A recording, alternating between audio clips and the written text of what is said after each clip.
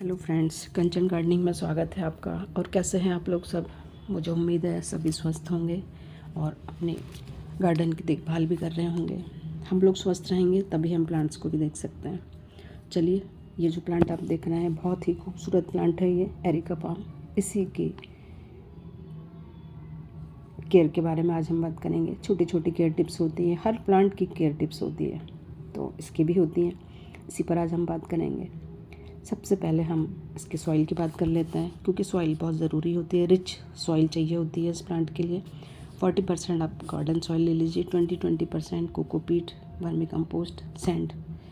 Vermi compost बहुत ज़रूरी है, हर प्लांट के लिए फर्टिलाइज़र ज़रूरी होता है, क्योंकि जब हम मट्टी तैयार करते हैं तो धीरे धीरे ये रिलीज़ होती रहती है इसका फर्टिलाइज़र, और प्लांट को ग्रो करने में हेल्प करती है। और सैंड और कोकोपीट इसलिए डालते हैं इसमें क्योंकि वो पानी को होल्ड करके रखता है, रोकता नहीं है पानी को, पर सॉइल को मॉइस्ट बनाए रखता है।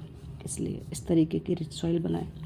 और एक ख़ास बात इस प्लांट की यह है कि जब भी आप पॉट का सिलेक्शन करें प्लांट के हिसाब से, किसी भी तरीके का प्लांट हो, कितना भी छोटा हो कितना भी बड़ा हो, हमेशा एरिका पाम को बड़े पॉट में ही लगाना चाहिए हमें नर्सरी से लाने के बाद।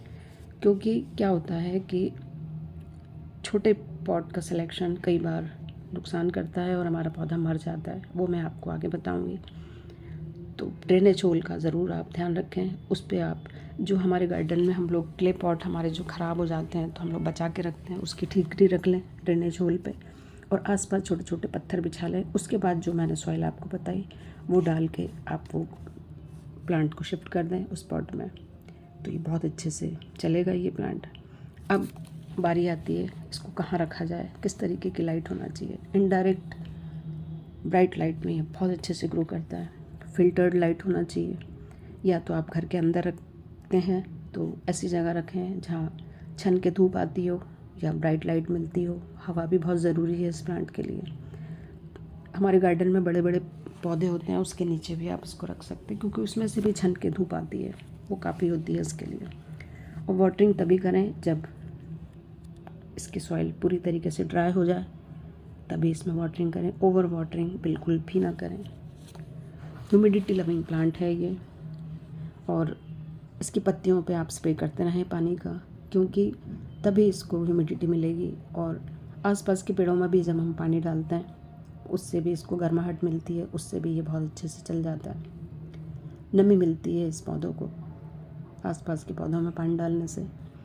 उसको स्प्रे बहुत ज़रूरी है। पानी का स्प्रे करने से क्या होगा कि एक तो उस पर डस्ट जो रहती है वो निकल जाएगी और पत्तियों में शाइनिंग भी रहेगी।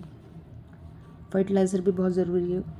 ग्रोइंग टाइम इसका स्प्रिंग और समर्स होता है, इसमें ये बहुत अच्छे से ग्रो, वैसे ये फास्ट ग्रोइंग प्लांट है, तो उसमें लिक्विड फर्टिलाइज़र ही दें।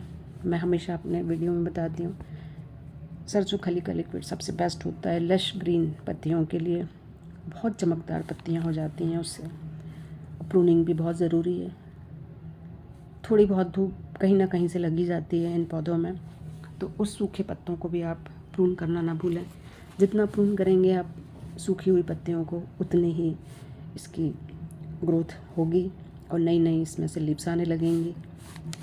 और पेस्ट कंट्रोल भी बहुत ज़रूरी है। स्पाइडर माइट्स और मिलीबग्स का अटैक होता है इसमें, तब आप नीम ऑयल का स्प्रे ज़रूर करें। एक ढक्कन नीम ऑयल ले लें और 1-2 बूंद हैंड वॉश का लेके और उससे स्प्रे करें, उससे डस्ट भी हट जाएगी। और जो मिलीबग्स लगते हैं, काले काले कीड़े होते हैं जो पत्तियों पे चिपक जाते हैं, तो उससे महीने में एक बार बहुत ज़रूरी है। और देखिए रूट बाउंड भी होता है इस प्लांट का। वो इसलिए होता है, मैंने आपसे कहा था पहले कि रूट बाउंड छोटा पॉट के सिलेक्शन की वजह से होता है, क्योंकि ये फास्ट ग्रोइंग प्लांट है। इसकी रूट्स बहुत जल्दी जल्दी बढ़ती हैं और अंदर ही अंदर ये गोल गोल होके और ओवरलैप हो जाती है, और उससे प्लांट हमारा फंस जाता है। पानी हम देते हैं, फर्टिलाइज भी हम करते हैं, पर प्लांट हमारा नहीं बढ़ता। उसका कारण है कि रूट बाउंड हो चुकी है उसकी। प्लांट को कई सालों से रिपोर्ट नहीं किया, तभी भी ये रूट बाउंड का खतरा रहता है इस प्लांट को, तो उसका ज़रूर आप लोग ध्यान रखें। अगर आपको लगता है कि हमारा प्लांट क्यों नहीं ग्रो कर रहा है ज़्यादा, तब आप इस प्लांट को निकाल के और उसके इस तरीके की जो रूट बाउंड होती है उसको ट्रिम कर दें, और वापस से एक फ्रेश सॉइल लेके, जो मैंने बताई उस तरीके की फ्रेश सॉइल लें। इसी प्लांट की सॉइल बिल्कुल भी ना लें, फ्रेश सॉइल में ही इसको फिर वापस से शिफ्ट कर दें। प्रून करने के बाद रूट्स तो बहुत अच्छे से ये चल जाएगा। क्योंकि क्या होता है कि कई बार हम लोग जो पुरानी मिट्टी होती है उसी मिट्टी को रिपोर्टिंग के समय भी यूज़ करते हैं, ऐसा बिल्कुल भी ना करें। फ्रेश सॉइल में ही आप इसको शिफ्ट करें तो बहुत अच्छे से ये ग्रो करने लगता है। छोटी छोटी टिप्स होती है हर प्लांट की, उसकी देख रेख हम करेंगे तो बहुत अच्छे से हमारे प्लांट्स चलते हैं। ये देखिए, ये थोड़ा सा धूप की तरफ रखा है मेरा ये पौधा, तो ये थोड़ा सा पीला भी हो गया और पत्तियां भी सूख गई हैं इसकी। जो भी पत्ती इसकी सूख जाती है उसका ये ध्यान ज़रूर रखें आप, किसी पत्ती को कट करने की बजाय आप इसके स्टेम को कट कर दें। उससे क्या होगा कि उस जगह से दूसरी लीव्स आने लगेगी, न्यू ग्रोथ हो जाएगी उसमें। इन छोटी छोटी बातों का हमें ध्यान रखना बहुत ज़रूरी हो जाता है। ये देखिए, इस तरीके से हो जाती हैं ये पीली, तो सिर्फ पत्ती हमें नहीं काटना है, इसके स्टेम को ही काट दें नीचे से, क्योंकि पीली पत्तियाँ बहुत बेकार लगती हैं इस तरीके के हरे से प्लांट में।